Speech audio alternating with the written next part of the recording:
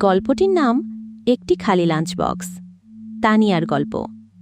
ভোরবেলা, সূর্য তখনও পুরো ওঠেনি।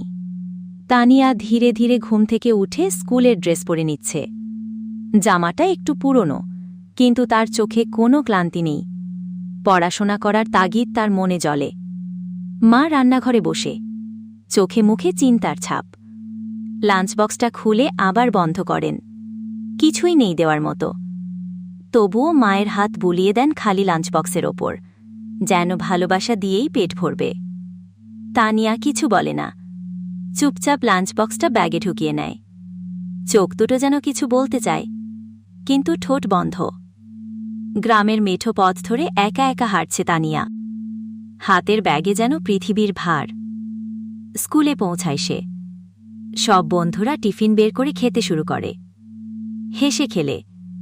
তানিয়া চুপচাপ কোণে বসে, শুধু জানালার পাশে বসে সে বাইরে তাকায়। হয়তো ভাবছে